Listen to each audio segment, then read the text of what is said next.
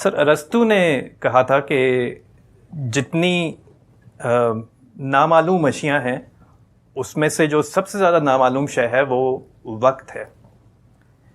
آج کو یہ 2500 سال کا عرصہ گزر جانے کے بعد بھی ہم وقت کے بارے میں بہت ہی کم جانتے ہیں. سائنس کی دنیا میں بھی کچھ قیاسات تو موجود ہیں مگر وقت کی حقیقت وہاں پر بھی اب تک متعین نہیں کر پائے ہم. میں یہ جاننا چاہتا ہوں کہ وقت کے حوالے سے، اس کی حقیقت کے حوالے سے آپ کا کیا رجحان ہے؟ آیا کہ ہمارا دین اس معاملے میں ہماری کوئی رہنمائی فرماتا ہے یا نہیں؟ اور سب سے بڑھ کر یہ کہ وقت کی حقیقت جو بھی ہو اس کی اہمیت پر اگر آپ کچھ روشنی ڈالیں تو بڑی مہربانی ہوگی. میرے نزدیک اس طرح کے تمام معاملات میں ایک بنیادی غلطی یہ ہوتی ہے کہ ہم اصل حقیقت سے بات شروع کرنا چاہتے ہیں، وہ ہماری گرفت میں نہیں ہے. یعنی اگر مذہبی لحاظ سے دیکھیے تو اصل حقیقت کی حیثیت تو اللہ تعالیٰ ہی کو حاصل ہے. جی، اللہ تعالیٰ کو ہم دیکھ نہیں سکتے. اللہ تعالیٰ کی صفات بھی جتنی بیان ہوئی ہیں قرآن میں وہ اصل میں ہمارا حوالہ ہے. یعنی ہم بندوں کو اس کی رحمت چاہیے، اس کی شفقت چاہیے، وہ صفات بھی ہمارے حوالے ہی سے ہیں. اللہ تعالیٰ کی صفات جو ان سب حوالوں سے بالا تر ہوں اس کا بھی ہم کوئی شعور نہیں رکھتے. اللہ تعالیٰ کے سنن جو قرآن میں بیان ہوئے ہیں، یعنی وہ بندوں کے ساتھ کیسے معاملہ کرتے ہیں، میں نے ان کی فہرست متعین کر کے بتا دی ہے اپنی کتاب میں. جی، ان پر بھی اگر آپ غور کریں تو وہ بھی ہمارے ہی لحاظ سے سب، یعنی چونکہ اللہ تعالیٰ نے اپنی اس وسیع کائنات میں ایک ذرے کے برابر ہی کہا جا سکتا ہے ایک سیارے کا انتخاب کر کے یہاں ہمیں پیدا کیا ہے، تو اس لیے یہ بتایا ہے کہ میں تمہارے ساتھ کیا معاملہ کروں گا. یہ ہمارے حدود علم ہے. تو فلسفے میں، علم کلام میں جب اللہ تعالیٰ کے ہاں بیٹھ کر یا ماورائے طبیعات کوئی خیال قائم کر کے اس ساری چیز کو سمجھنے کی کوشش کی جاتی ہے تو دنیا میں 2-2.5 ہزار سال کی علم کی تاریخ بتاتی ہے کہ اس میں آخری درجے کی ناکامی ہوئی ہے. یعنی کچھ بھی نہیں کہا جا سکتا. اس لیے میں دوسرے طریقے ہی کو صحیح سمجھتا ہوں، اسی کو پسند کرتا ہوں، اور وہ یہ کہ ہم اپنے آپ کو متخیلے کے حوالے کرنے کی بجائے اس دنیا میں رہنا سیکھیں جو ہمارے گرد و پیش میں ہے. تو ہمارے گرد و پیش میں جو دنیا ہے اس میں 2 طرح کی چیزیں ہیں. ایک کو علم کی اصطلاح میں کہا جاتا ہے وجودی حقائق، یعنی بس وہ ہے، جی، ہم ان کی حقیقت کو متعین نہیں کر سکتے. اس سے ہمارا علم شروع ہوتا ہے. یعنی وہ وجودی حقائق مادے میں بھی ہے، علم میں بھی ہے، نفس میں بھی ہے. ان سے ہم ابتدا کرتے ہیں، جس کو ارسطو نے بھی اپنی منطق میں بیان کیا تھا کہ وہ اولیات ہیں. جی، یعنی ان کے بارے میں آپ استدلال کی ابتدا کا مقدمہ قائم کرنے کے لیے تو کچھ کہہ سکتے ہیں لیکن ان کی حقیقت کے بارے میں کچھ نہیں کہہ سکتے.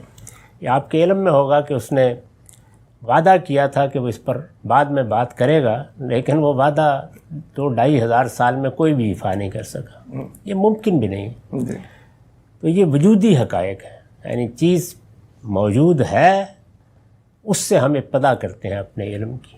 اس کے بعد ہمارا علم شروع ہوتا ہے. اگر آپ غور کر کے دیکھیں تو ہمارا جدید سائنسی علم کیا اس سوال کا کوئی جواب دیتا ہے کہ مادہ کیا ہے، کہاں سے آیا ہے؟ اس کی نیچر بھی ہمیں نہیں پتہ، سورس بھی نہیں پتہ، کچھ معلوم نہیں. یہ تو ہم چند الفاظ بول لیتے ہیں. خود میٹر، مادہ، یعنی ایک لفظ ہے جو ہم نے ایک وجودی حقیقت کے لیے اختیار کر لیا ہے، اس لیے کہ ایک دوسرے کے ساتھ کمیونیکیٹ کرنا ہوتا ہے. اس کے بعد دیکھیے کہ اس مادے میں حیات پیدا ہوتی ہے. حیات ہمارے سامنے پیدا ہوتی ہے. یعنی ایسا نہیں ہے کہ کہیں ماضی کا قصہ ہے. میں آپ اسی دنیا کے اندر جو چیزیں کھاتے ہیں اور وہ فیکٹری بھی سامنے لگی ہوئی ہے جس میں وہ قطرہ آب تیار ہوتا ہے. نطفہ بھی اسی میں تیار ہوتا ہے اور بھیزا بھی اسی میں تیار ہوتا ہے. اس کی تیاری آسمان پر نہیں ہوتی، یعنی وہ کن اجزاء سے بنتا ہے وہ بھی معلوم ہے، اور وہ کہاں تیار ہوتا ہے یہ معلوم ہے، لیکن کیسے تیار ہوتا ہے کوئی نہیں جانتا. یعنی اس میں آخری درجے کی بے بسی ہے. تو مادے میں حیات کیسے پیدا ہو جاتی ہے؟ یعنی وہی بے جان چیزیں بظاہر ہم نے سبزی کھا لی، گوشت کھا لیا، بے جان کر کے کھاتے ہیں نا، زندہ تو نہیں کھا لیتے. انہی سے وہ بیضہ بنتا ہے، انہی سے وہ قطرہ آب بنتا ہے، اور جس وقت ان دونوں کے ملاپ سے پھر زندگی کی ابتدا ہوتی ہے تو بس ہو جاتی ہے. وہ ایک وجودی حقیقت ہے. اس کا میکنزم کیا ہے، کیسے ہو جاتی ہے، ہم نہیں جانتے. پھر حیات کے بارے میں ہم یہ جانتے ہیں کہ اس کے جو نمونے ہمارے سامنے ہیں وہ پودوں میں ہیں، نباتات میں ہیں، جانوروں میں بھی ہیں. انہی میں خود اپنا جائزہ لیتے ہیں تو معلوم ہوتا ہے کہ اس حیات میں شعور بھی پیدا ہو گیا. اب وہ شعور پیدا ہو گیا کیسے ہو گیا؟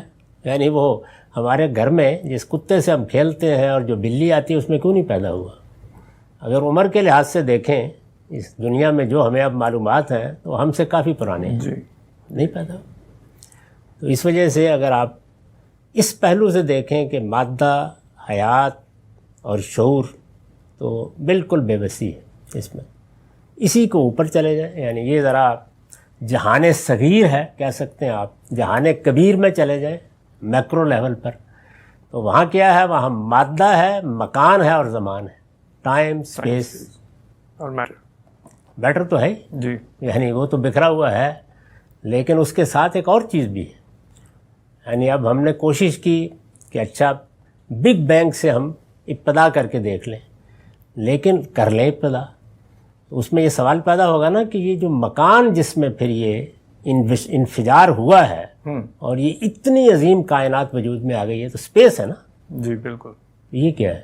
کوئی نہیں جانتا، بالکل کوئی بھی نہیں جانتا. یعنی کچھ معلوم ہی نہیں. یہ تصور کرتے ہیں ہم کہ شاید اس انفجار سے یہ اسپیس بنتا چلا جا رہا ہے یا پہلے سے موجود ہے، لیکن بجائے خود اس کی حقیقت کیا ہے نہیں جانتے. یعنی سائنس و علم ہو، جن دائروں میں سائنس کی بڑی کامیابیاں ہیں تو عام لوگ جب اس کو اس دائرے میں پڑھتے ہیں، اب ظاہر ہے کہ یہ بڑی کامیابی ہے نا کہ میں آپ یہاں گفتگو کر رہے ہیں اور مریخ پر بھی کوئی آدمی چاہے اس کے پاس آلات ہوں تو سن سکتا ہے. یہ معمولی کامیابی نہیں ہے. اسی طرح جہاز اڑ رہے ہیں اور بے شمار چیزیں ہیں. انسان خیال کرتا ہے لیکن جو بنیادی سوالات ہیں ان میں ایک حرف کا بھی علم نہیں ہو سکا. یعنی یہ سب کچھ اس کے بعد ہے. بنیادی سوال تو اگر آپ جہان کبیر میں دیکھیں تو یہ ہے کہ مادہ کیا ہے، اسپیس یعنی مکان کیا ہے، ٹائم کیا ہے. تو آپ نے سوال کیا تھا وقت کے بارے میں. جی، اس کو بھی دیکھنے کے دو ہی طریقے رہے ہیں. ایک تو یہ کہ جس وقت خدا اپنا تعارف ہمیں کراتا ہے تو وہ کہتا ہے باقی ہے وہ، یعنی خدا ہے تو ہونے کے احساس نے ذہنی لحاظ سے زمان کا تصور پیدا کر دیا. تو اصل میں یہ بھی خدائی کی صفت کا ظہور ہے. ایک طریقہ دیکھنے کا یہ ہے. اور دوسرا وہی ہے کہ ہم جس مکان میں مادے کا انفجار دیکھ کر اس دنیا کو بنتے دیکھ چکے یا بن گئی اور اب اس کو آگے بڑھتے دیکھ رہے ہیں، تو اس میں ہم جس طریقے سے مادے کی ایک وجودی حقیقت سے دوچار ہیں، اسی طریقے سے زمان اور مکان سے. تو ساری علم کی تاریخ یہی ہے. تو اس میں وہ جو ایک سوال کیا تھا نا جبریل نے رسول اللہ سے کہ مل مسئول عنہا عالم من السائل، یعنی جس سے سوال پوچھا گیا ہے وہ بھی اتنا ہی واقف ہے جتنا پوچھنے والا ہے. تو اس میں یہی کھڑی ہے دنیا میں. اس کو مان کے آگے چلنا چاہیے. بہت شکریہ سر، بہت آپ نے تفصیل سے اس بات کو واضح کیا.